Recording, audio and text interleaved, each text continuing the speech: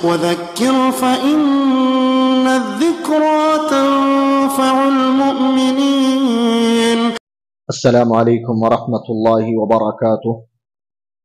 الحمد للہ والصلاة والسلام على اشرف الانبیاء والمرسلین وعلى آلہ واصحابہ اجمعین ومن تبعهم بإحسان الى یوم الدین.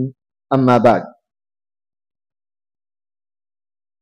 محترم حضرات، اللہ تبارک و تعالیٰ کا بے انتہا شکر و احسان ہے کہ اس کی توفیق اور اس کے فضل سے ہر جمعہ کی طرح آج بھی ہم لوگ دین کی کچھ باتیں سننے اور سنانے کے لیے جمع ہوئے ہیں. اللہ تبارک و تعالیٰ ہمارے اس جمع ہونے کو قبول فرمائے، میزان حسنات میں اللہ تعالیٰ اس کو شمار فرمائے. آج کی کلاس میں مختصر وقت میں دو باتیں ہم پڑھیں گے نماز سے متعلق، پھر اگلی کلاس سے انشاءاللہ ہم ایک ایک کر کے مسائل جاننے کی کوشش کریں گے. دیکھیے، دو باتیں. پہلی بات، نماز کی اہمیت سے متعلق کچھ باتیں رکھی جائیں گی، اور دوسری بات نماز چھوڑنے والے کا کیا حکم ہے اس کے بارے میں بتایا جائے گا. دو بنیادی باتیں: نماز کی اہمیت، نماز کو چھوڑنے والے کا کیا حکم ہے. ٹھیک ہے؟ نماز کی اہمیت کے سلسلے میں آپ نے خطبات جمعہ بھی سنتے ہیں، بہت سارے مقامات پہ سنتے ہیں. سننا اصل نہیں ہے، ان باتوں پر عمل کرنا ضروری ہے. ایک مسلمان کے لیے نماز کی پابندی کرنے کے لیے صرف اتنی بات کافی ہے کہ وہ مسلمان. اتنی ہی بات کافی ہے. لمبا چوڑا خطبہ دروس دینے کی ضرورت نہیں ہے. حقیقی مسلمان اگر ہے، اس کے دل میں اللہ کا خوف ہے.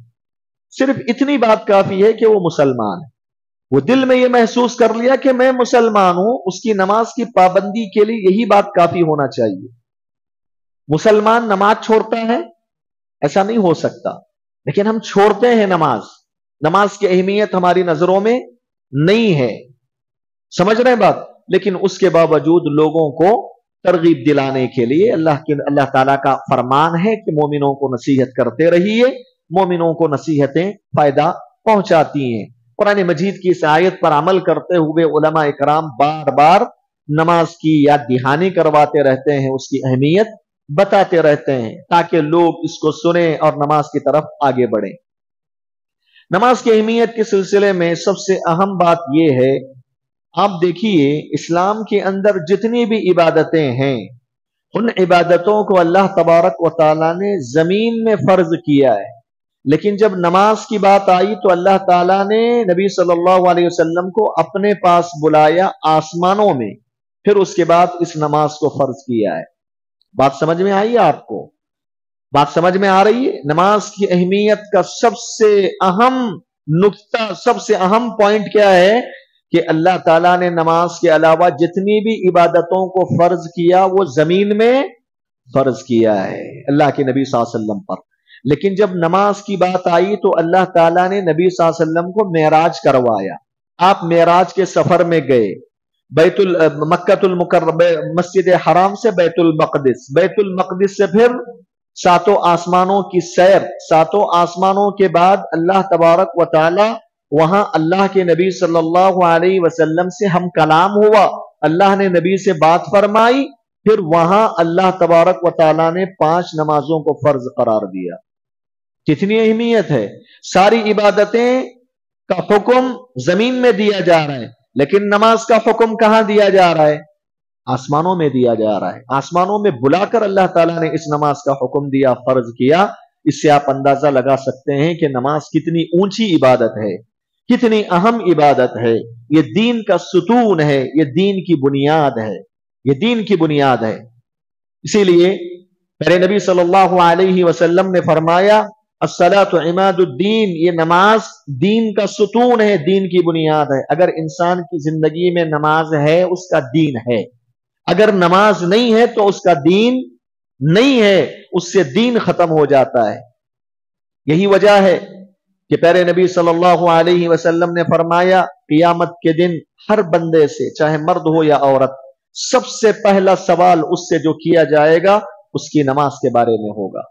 اس کی نماز کے بارے میں پہلا سوال کوئی نہیں.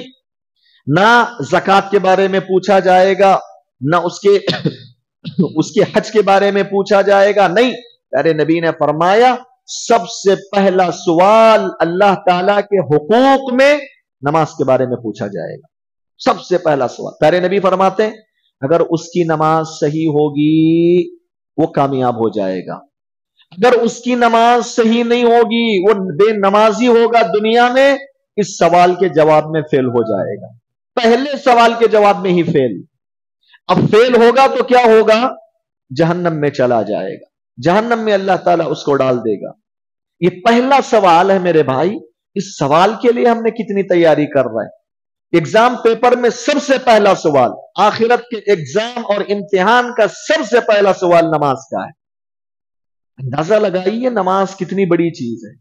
یہی وجہ ہے کہ نبی صلی اللہ علیہ وسلم جب اس دنیا سے جا رہے تھے، موت سے قریب، آپ مرنے سے کچھ دیر پہلے دو باتوں کی وصیت فرمائی آپ نے اپنی امت کو، اور آپ کو معلوم ہونا چاہیے ایک آدمی جب اس دنیا سے مر رہا ہوتا ہے اس وقت جو نصیحت کرتا ہے وہ اہم نصیحت ہوتی ہے کہ بیکار کی نصیحت ہوتی ہے؟ اہم ہوتی ہے۔ آدمی مرتے ہوئے جس بات کی نصیحت کرتا ہے اس کی نظر میں سب سے اہم چیز ہوتی ہے وہ، اسی لیے مرتے مرتے اس بات کی وصیت کر کے چلا جاتا ہے۔ نبی علیہ الصلوۃ والسلام اس دنیا سے رخصت ہونے سے پہلے دو باتوں کا حکم دیا، کہا الصلاۃ الصلاۃ، نماز قائم کرتے رہو، نماز قائم کرتے رہو، وما ملکت ایمانکم، اپنے ماتحت لوگوں کا خیال کرو، لونڈیوں کا، غلاموں کا خیال کرو، اپنے جو ماتحت آپ کے انڈر میں جو لوگ کام کرتے ہیں ان کی تنخواہ وقت پہ دے دو، ان کا خیال رکھو، ان کو اذیتیں اور تکلیفیں نہ پہنچاؤ، کمزور لوگوں کا خیال رکھو۔ پیارے نبی صلی اللہ علیہ وسلم نے اپنی موت سے کچھ دیر پہلے ان دو باتوں کی وصیت کی، نماز اور اپنے ماتحتوں کا خیال۔ اس سے آپ اندازہ لگا سکتے ہیں کہ نماز کتنی بڑی چیز ہے۔ ایک مرتبہ صحابہ کرام نبی کے ساتھ بیٹھے ہوئے ہیں، نبی علیہ الصلوۃ والسلام کے سامنے صحابہ نماز کا ذکر کرتے ہیں، نبی صلی اللہ علیہ وسلم نماز کا ذکر آنے کے بعد کہتے ہیں من حافظ علیہا كانت له نورا وبرهانا ونجاة يوم القيامة ومن لم يحافظ عليها لم يكن له نور ولا برهان ولا نجاة وحشر مع فرعون وهامان وقارون وأبي بن خلف۔ مسند احمد کی صحیح روایت ہے، کئی محدثین نے اس کو صحیح قرار دیا ہے۔ آپ نے فرمایا جو بندے مومن اور مسلمان 5 وقت کی نماز کی حفاظت کر لے، 5 وقت کی نماز کی پابندی کر لیتا ہے، اللہ تعالی کی طرف سے 3 بڑے انعامات اس کو ملتے ہیں۔ 3 بڑی انعامات اللہ تعالیٰ ان کو نوازتا ہے۔ ایک انعام کیا ہے؟ پیارے نبی نے فرمایا ایسے لوگوں کو اللہ تعالیٰ کی طرف سے نور ملتا ہے۔ کیا ملتا ہے؟ نور ملتا ہے۔ نور ملنے کا کیا مطلب ہے؟ علماء نے بہت ساری باتیں کہی۔ سب سے پہلی یہ بات کہی کہ جو بندے مومن اور مسلمان دنیا میں نمازوں کا پابند ہوگا اس کی زندگی میں اللہ تعالیٰ اطمینان و سکون پیدا کرے گا، اس کے دل کے اندر خوشی اور مسرت ہوگی۔ دنیا کی بڑی سی بڑی مصیبتیں کیوں نہ ہو، ان مصیبتوں کا مقابلہ وہ مسکرا کر کرے گا بشرطے کہ وہ نماز کا پابند ہو۔ اس کے دل کو اللہ تعالیٰ مطمئن بنائے گا، اطمینان و سکون اس کے دل میں ڈال دے گا۔ یہی وجہ ہے پیارے نبی صلی اللہ علیہ وسلم کی زندگی میں جب کوئی ایسی بات آپ سنتے جو آپ کو پریشان کر دیتی، آپ فوراً نماز کی طرف بھاگتے، فوراً آپ نماز کی طرف بھاگتے، 2 رکعت نماز پڑھتے، آپ کو اطمینان ہو جاتا۔ ابن عباس رضی اللہ تعالی عنہما سفر پہ تھے، کسی نے ان کو بتایا کہ ان کے کسی رشتہ دار کا انتقال ہو چکا ہے، ان للہ پڑھا، نماز کی طرف دوڑے، نماز پڑھا تو اطمینان ہو گیا۔ پیارے نبی فرماتے ہیں جعلت الصلاۃ قرۃ عینی او کما قال علیہ السلام، نماز کو اللہ تعالیٰ نے میرے آنکھوں کا ٹھنڈک کا ذریعہ بنایا ہے، نماز پڑھنے سے مجھے آنکھوں کو ٹھنڈک ملتی ہے۔ یہ عبادت ہے میرے بھائی، اس کے ذریعے آپ کی زندگی میں حقیقی اطمینان ملے گا۔ انسان کو جو نہ کسی سیاست کی وجہ سے ملے گا، نہ کسی جاہ و منصب کی وجہ سے ملے گا، نہ مال سے ملے گا، نماز کے اندر اطمینان رکھا گیا ہے، سکون رکھا گیا ہے۔ بسا اوقات نبی صلی اللہ علیہ وسلم حضرت بلال سے بولتے، اے بلال اٹھو، نماز کے لیے اقامت کہو، اس نماز کے ذریعے ہمیں راحت اور اطمینان پہنچاؤ۔ نبی صلی اللہ علیہ وسلم کہتے تھے کہ نماز سے مجھے اطمینان ملتا ہے، یہ ہر امتی کو ملتا ہے اطمینان و سکون۔ یہ سب سے پہلی چیز ہے نور کا مطلب۔ دوسری چیز کیا ہے نور کا مطلب؟ علماء نے کہا کہ نماز پڑھنے کی وجہ سے انسان برائیوں سے بچ جاتا ہے، انسان بے حیائیوں سے بچتا ہے، انسان منکرات سے دور رہتا ہے، اللہ کی نافرمانیوں سے محفوظ ہو جاتا ہے۔ اللہ تعالیٰ نے قرآن میں کیا فرمایا؟ بے شک یہ نماز آپ کو بے حیائیوں سے روکتی ہے، برائیوں سے روکتی ہے، یہ نور کا کام کرتی ہے۔ نماز آپ کی زندگی میں آپ کی تربیت کرتی ہے۔ اگر آپ کے والدین نے تربیت میں کچھ کوتاہی کی ہے لیکن آپ نے اپنے بچوں کو نماز کا پابند بنایا، ان بچوں کو یہ نماز تربیت کر دیتی ہے، صحیح سلیقہ سکھاتی ہے۔ یہ ہے میرے بھائیوں نماز کا مقام۔ اسی طرح علماء نے کہا نورن کا مطلب یہ بھی ہوگا قیامت کے دن قبر میں جب انسان دفن ہوگا وہاں بھی نور کا کام دے گی، انسان کی نجات کے لیے ذریعہ بنے گی یہ نماز۔ آخرت میں پہنچے گا وہاں بھی پل صراط میں یہ نماز نور اور روشنی کا کام دے گی۔ یہ نماز نور ہے، یہ نماز نور ہے، آپ کی دنیا کی زندگی میں بھی نور، آپ کے قبر کی زندگی میں بھی نور، اور آپ کی آخرت کی زندگی میں بھی نور ہے۔ تینوں زندگیوں میں نور کا کام کرتی ہے یہ نماز۔ اسی لیے پیارے نبی صلی اللہ علیہ وسلم نے فرمایا جو پانچوں وقت کی نماز کی پابندی کرے گا یہ نماز اس کے لیے نور بن جاتی ہے۔ دوسری بات آپ نے فرمایا، دوسرا انعام جو بڑی چیز ملتی ہے اللہ کی طرف سے، آپ نے فرمایا برہانہ، جو نماز کا پابند ہوتا ہے اس کے لیے یہ نماز دلیل بن جاتی ہے، حجت بن جاتی ہے۔ مطلب کیا اس کا؟ مطلب یہ ہے کوئی بندے مومن و مسلمان نماز کا پابند ہے، اس کی نماز کی پابندی اس بات کا پروف اور دلیل ہے کہ وہ مسلمان ہے۔ وہ کیا ہے؟ انسان کی زندگی میں مسلمان ہونے کی دلیل کیا ہے؟ اس کی نماز ہے، اس کی نماز ہے۔ اگر کوئی 5 وقت کی نماز کا پابند ہے تو سمجھ لو وہ سچا مسلمان ہے، اگر وہ نماز کا پابند نہیں ہے تو وہ مسلمان نہیں ہے۔ یہ نماز اس کے ایمان کی دلیل ہے، اس کے اسلام کی دلیل ہے، اس کے مسلمان ہونے کا پروف ہے یہ نماز۔ اسی لیے صحابہ اکرام رضوان اللہ علیہم اجمعین یہ کہا کرتے بلکہ سمجھتے تھے جو کوئی مسلمان ان کے دور میں نماز نہیں پڑھتا اسے کافر سمجھتے تھے۔ اسے کیا سمجھتے تھے صحابہ؟ کافر سمجھتے تھے۔ کیوں؟ اس لیے کہ نماز آپ کے ایمان اور مسلمان ہونے کی دلیل ہے۔ اسی لیے پیارے نبی صلی اللہ علیہ وسلم نے کیا فرمایا؟ بنی الاسلام علی 5 شہادت اللہ الہ الا اللہ وان محمد الرسول اللہ واقام الصلاۃ۔ آپ نے کہا کہ اسلام کی بنیاد 5 چیزوں پر ہے۔ ایک کلمہ توحید لا الہ الا اللہ محمد الرسول اللہ۔ دوسرا کیا؟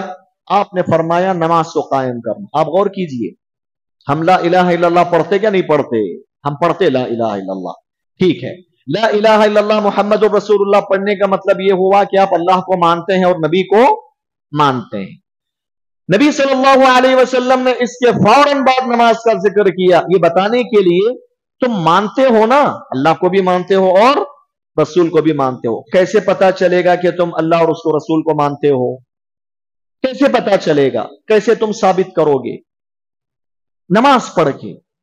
نماز پڑھنے سے یہ ثابت ہوتا ہے کہ آپ واقعی اللہ کو مانتے ہو، آپ واقعی محمد صلی اللہ علیہ وسلم کو مانتے ہو، تب چل کر معلوم ہوگا۔ ایک آدمی نماز پڑھتا ہے تو وہ اس بات کی دلیل ہے کہ وہ اللہ اور اس کے رسول کو سچے معنوں میں ماننے والا ہے۔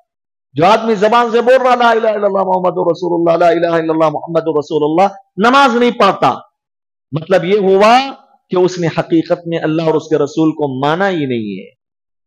میرے بھائیوں، توحید کا تعلق نماز سے بڑا گہرا ہے۔ انسان کی توحید اس وقت تک مکمل نہیں ہو سکتی جب تک کہ اس کی نماز درست نہ ہو اس کی زندگی میں۔ یہ بات لکھ کے رکھ لیجیے آپ۔ ہم سمجھتے ہیں نا اہل حدیث حق پر ہیں، موحد، مسجد توحید نام رکھ لیا، ہاں توحید، ہمارا عقیدہ سب صحیح ہے، ہم سب صحیح ہیں، ٹھیک ہے۔ اللہ نے شرک سے بچایا تو اللہ کی حمد و ثنا بیان کرو، تعریف کرو۔ مگر کیسے پروف ہوگا؟ کیسے آپ پروف کریں گے اللہ کے سامنے کہ اے اللہ میں تجھے مانتا ہوں، تیرے نبی کو مانتا ہوں؟ کیسے پروف کریں گے آپ؟ کیا بات ہے پروف ہونے کی؟ یہی نماز۔ اسی لیے اللہ کے نبی صلی اللہ علیہ وسلم نے توحید کے فوراً بعد نماز کا ذکر کیا، یہ بتانے کے لیے کہ توحید کی دلیل اس کی نماز ہے، اس کا پروف اس کی نماز ہے۔ تو محترم حضرات، پیارے نبی نے فرمایا کہ جو 5 وقت کی نمازوں کا پابند ہوتا ہے اس کے لیے یہ نماز حجت ہوتی ہے، دلیل ہوتی ہے۔ تیسری چیز آپ نے کیا فرمایا؟ کہا کہ جو 5 وقت کی نماز کی پابندی کرتا ہے اللہ تعالیٰ اسے جنت میں داخل کرے گا، قیامت کے دن کامیاب ہو جائے گا، ہمیشہ کی زندگی میں جنت میں وہ چلا جائے گا، جنت کی نعمتوں میں وہ رہے گا جس میں نہ کبھی موت آئے گی، نہ ذرا برابر بھی تکلیف ہوگی، عیش و آرام کے ساتھ جو دل چاہ رہا ہے وہ مل جائے گا جنت، ہمیشہ کی آرامی۔ اس بڑی نعمت کو حاصل کرنے کے لیے کیا ہم نماز کے لیے کچھ وقت نکال کر اللہ کے لیے وقت نہیں نکال سکتے؟ پابندی نہیں کر سکتے نماز؟ اللہ کی قسم میرے بھائی، علماء نے کہا جب بندے مومن اس دنیا سے رخصت ہونے کے بعد آخرت میں پہنچتا ہے، اللہ تعالیٰ جب اسے جنت عطا کرتا ہے، جنت کی نعمتوں کو دیکھ کر دل میں تمنا کرتا ہے، افسوس کرتا ہے، نادم ہوتا ہے، مارے حسرت کے کہنے لگتا ہے کہ اللہ جو میں نے دنیا میں تیرے لیے نیک اعمال کیا، وہ نیک اعمال تیرے اس نعمت کے مقابلے میں کچھ بھی حیثیت کے نہیں ہے۔ تمنا کرتا ہے کہ کاش کے اور زندگی ملے اور میں نیک عمل کروں۔ میرے بھائیوں، آپ میں سے کوئی کسی بچے کو، کسی کو ایک چھوٹی سی چیز پر بڑا انعام دیں گے تو کتنی خوشی ہوتی ہے، دل میں محسوس ہوتا ہے نا، ارے میں تو چھوٹا کام کیا لیکن اتنا بڑا انعام مل رہا ہے۔ یہ جنت سب سے بڑی نعمت اللہ تعالیٰ کی۔ جب جنت ملے گی تو آدمی تمنا کرے گا، افسوس کرے گا کہ اللہ اکبر، اتنی بڑی نعمت، میں اللہ تبارک و تعالیٰ کے لیے اور عمل کیا ہوتا، اور اچھا عمل کیا ہوتا، میرے تو اعمال کچھ بھی نہیں تھے۔ میرے بھائیو، چھوٹے چھوٹے اعمال ہیں، نماز کتنی 10 منٹ کا وقت ہے، اس کے بدلے اللہ تعالیٰ آپ کو جنت جیسی بڑی نعمت دے رہا ہے۔ تو اس چیز کو آپ یاد رکھیں۔ پیارے نبی صلی اللہ علیہ وسلم نے اسی حدیث میں فرمایا، کہا وَمَن لَّمْ يُحَافِظْ عَلَيْهَا، وہ آدمی جو نمازوں کی پابندی نہیں کرتا، اس کے لیے کیا ہے پیارے نبی کا فرمان؟ کہا لَمْ يَكُنْ لَهُ نور، یہ نماز اس کے لیے نور کا کام نہیں دے گی، یہ نور کا کام نہیں دے گی، نہ دنیا میں نور کا کام دے گی، نہ قبر میں، نہ آخرت میں۔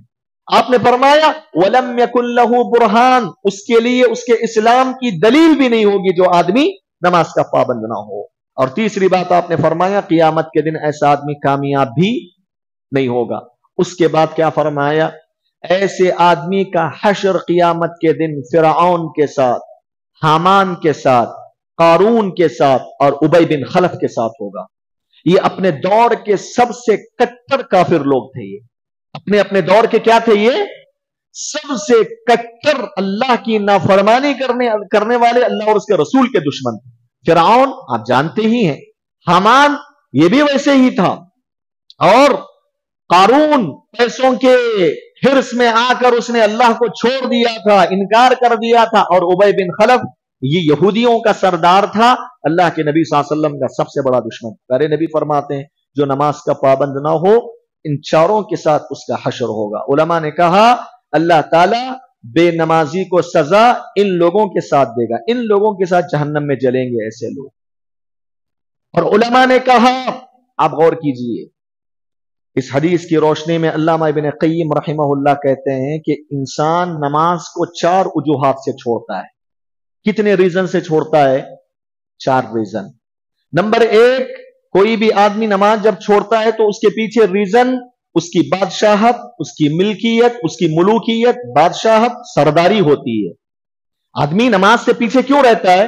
سیاست میں سیٹ مل گئی، بزی ہو گیا، سیاسی بن گیا، سیٹ آ گئی اس کی، اتنا بزی ہو گیا کہ اب اللہ کے حق یاد ہی نہیں ہے اس کو۔ لوگ بادشاہت اور سیٹوں کی وجہ سے، کرسیوں کی وجہ سے نماز کو چھوڑ دیتے ہیں۔ علماء کہتے ہیں جو کوئی مسلمان کرسیوں کی وجہ سے، سیاست اور بادشاہت کی وجہ سے نماز چھوڑتا ہے اس کا حشر فرعون کے ساتھ ہوگا، کیونکہ فرعون بھی بادشاہت کیا، بادشاہت کی وجہ سے اللہ کا انکار کر دیا تھا، تو اس کا ٹھکانہ کس کے ساتھ ہوگا؟ فرعون کے ساتھ ہوگا۔ اور دوسری وجہ سے جو آدمی نماز چھوڑتا ہے وہ ہے اس کے ڈیوٹی، اس کی جو ڈیوٹی ہوتی ہے نا، ہمارا نوجوان ہے تو کالج اس کی ڈیوٹی ہے، ہمارا نوجوان کہیں کام کرنے جا رہا ہے تو اس کی ڈیوٹی ہے، ڈیوٹیوں کی وجہ سے، وظیفے کی وجہ سے نماز چھوڑتا ہے۔ علماء کہتے ہیں کہ اگر کوئی بندے مومن اور مسلمان کو اس کی ڈیوٹی نماز سے غافل کر دے تو اس کا حشر حامان کے ساتھ ہوگا، حامان جیسے کافر کے ساتھ اللہ تعالیٰ اس کا حشر کرے گا۔ اسی طرح میرے بھائیوں، تیسرا ریزن جس کی وجہ سے انسان نماز چھوڑتا ہے، علامہ ابن قیم کہتے ہیں کہ تجارت کی وجہ سے، تجارت کی وجہ سے نمازیں چھوٹ جاتی ہیں اس سے، بزنس اس کی وجہ سے نمازیں چھوڑ دیتا ہے۔ پیارے نبی فرماتے ہیں کہ جس آدمی کو اس کی تجارت، اس کا بزنس نماز سے غافل کر دے، اس کا حشر ابی بن خلف کے ساتھ ہوگا، اس کا حشر ابی بن خلف کے ساتھ ہوگا۔ چوتھی چیز آپ نے کیا فرمائی؟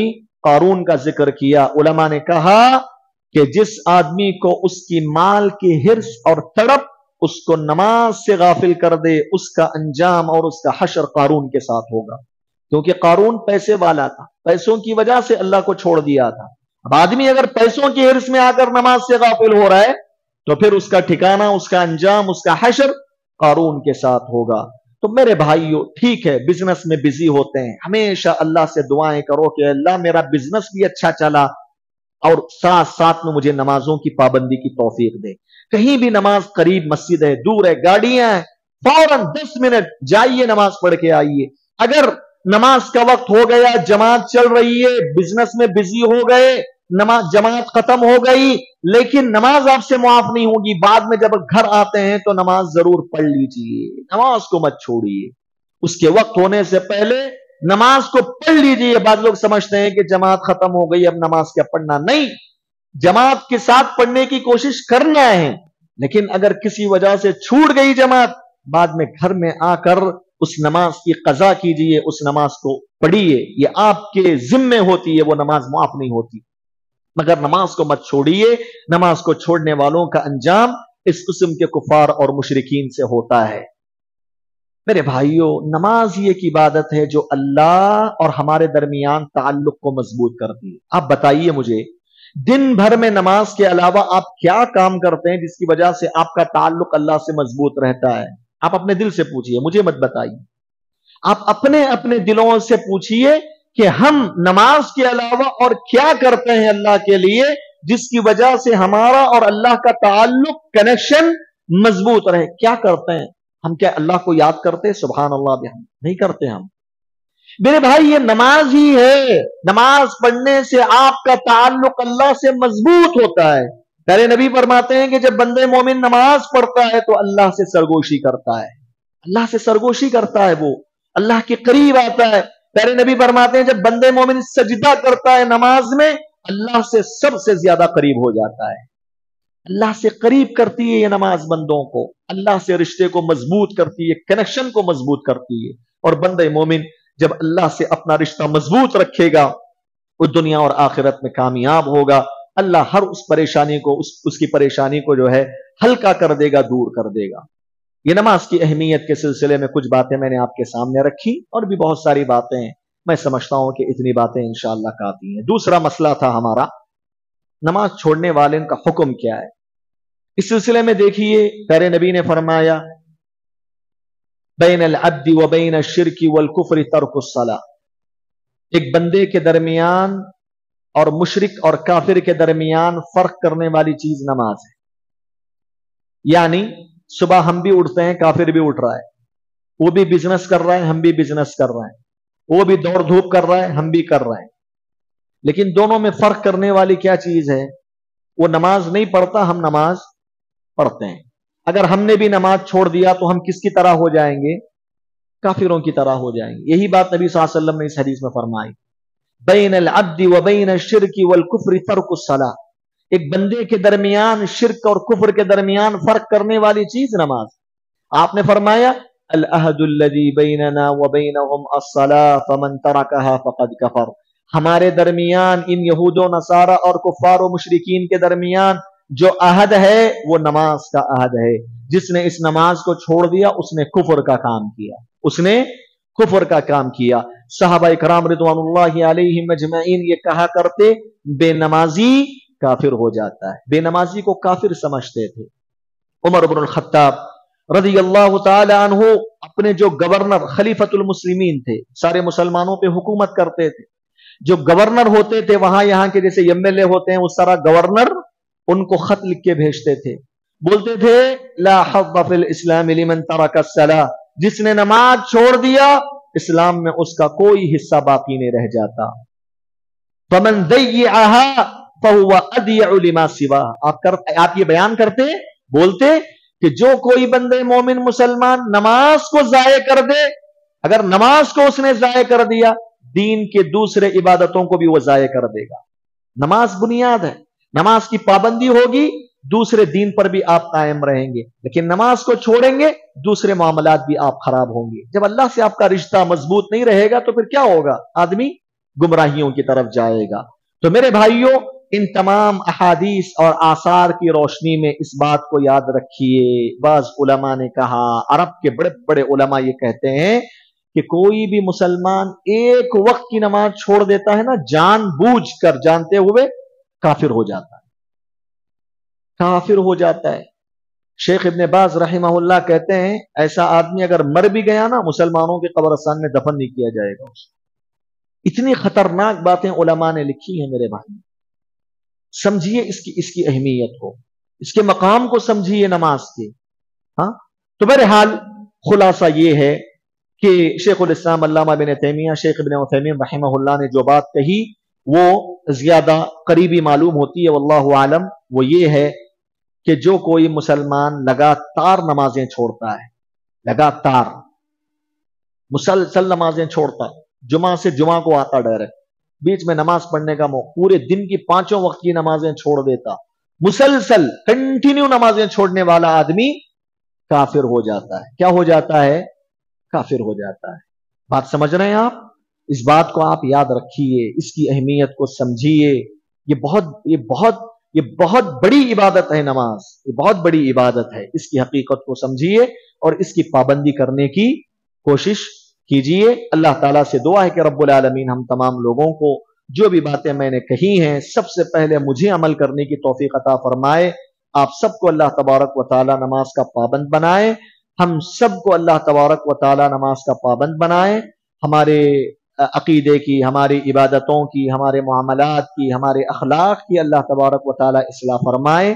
اللہ تعالیٰ ساری دنیا کی مسلمانوں کی حفاظت فرمائے، خاص طور سے فلسطین کے مسلمانوں کی اللہ تبارک و تعالیٰ حفاظت فرمائے، غزہ کے مسلمانوں کی اللہ تبارک و تعالیٰ حفاظت فرمائے، اور اللہ تعالیٰ ان کے لیے رزق کا انتظام فرمائے. اللہ تعالیٰ ان پر جو مصیبت ٹوٹ پڑی ہے اس مصیبت کو اللہ تعالیٰ جلد سے جلد اٹھا لے، اور جو یہودی ان پر ظلم و ستم ڈھا رہے ہیں اللہ تعالیٰ ایسے یہودیوں کو دنیا سے نیست و نابود کر دے. اللہ تعالیٰ ان کو دنیا سے ہلاک و برباد کر دے. آمین یا رب العالمین. وآخر دعوانا الحمدللہ رب العالمین. آپ میں سے کسی کا اگر کوئی سوال ہو تو کر لیں، ورنہ انشاءاللہ کلاس ختم ہو جائے گی، اور اگلی کلاس سے انشاءاللہ ہم لوگ نماز کے اہم جو مسائل ہیں ایک ایک کر کے انشاءاللہ تھوڑا تھوڑا کر کے جاننے کی کوشش کریں گے.